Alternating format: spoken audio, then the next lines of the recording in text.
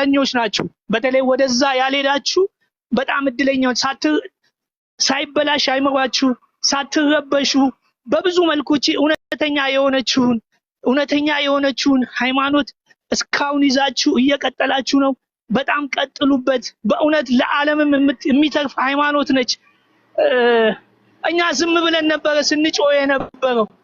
ዝም ብለን ምንም አዲስ ነገር ያለ መስሎኝ። የኔ ደግሞ የሚያሳዝነው ደግሞ አንደኛ የሊቀ ካህን መምሬ ፍስሐ ልጅ ነበርኩኝ። በጣም የሚገርም በኦርቶዶክስ እንትን ያለው ከእንደዚህ አይነት አባት መቼም አጋንንት የተመረጡትን ሁሉ በመጨረሻው ዘመን እስከ ማሳት ድረስ ይደርሳል የሚለው ቃል በእኔ ነው የተፈጸመው። ከዚህ ከምን የመሰለ ካህን ከሆነ አባት ወጥቼ እዛ መግባቴ በጣም ቢቆጨኝም እግዚአብሔር ይመስገን ባለቀ ሰዓት ግን ወደ ቤቱ አመጣኝ። ባለቀ ሰዓት ወደ እውነቱ አመጣኝ። ባለቀ ሰዓት ወደ ብርሃኑ አመጣኝ። ባለቀ ሰዓት ወደ ጻድቃን ሰማዕታት፣ ወደ ድንግል ማርያም እውነት ያለበት መንፈስ ቅዱስ ወዳለበት አመጣኝ። እዛ ከባድ ነው። በጣም ከባድ ህይወት ነው። በጣም ምንም ውሸት ነው።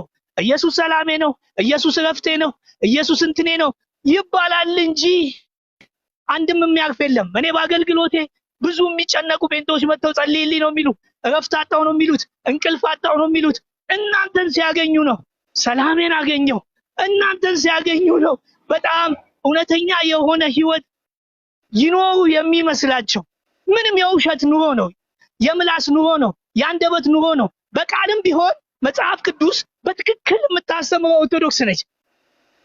ቀድሞ ለምን እያወቅህ ሄድክ የሚባል ብዙ ጥያቄ ከዚህ በፊት እጠየቅ ነበር።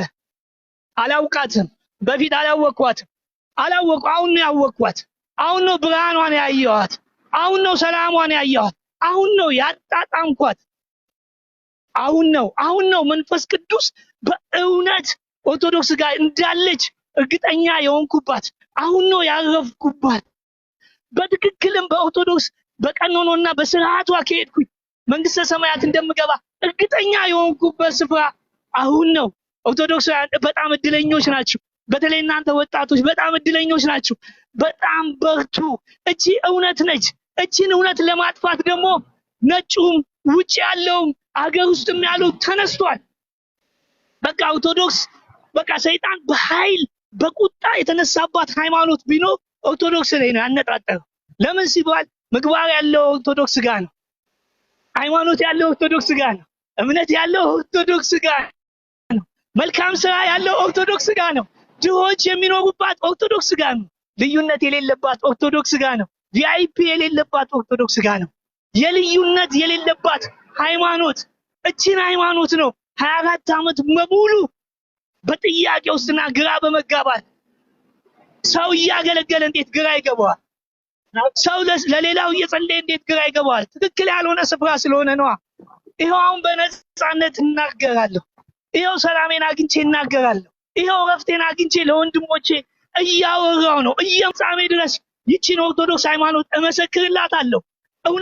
እውነት ስላላት ሰላምም ስላላት ብትጾም የማይደክምብህ ጸጋ የበዛበት ትንሿን በልተህ የሚትረፈረፍ እዛ ብዙ ነገር ስለ እግዚአብሔር ቃል ምንም የለም።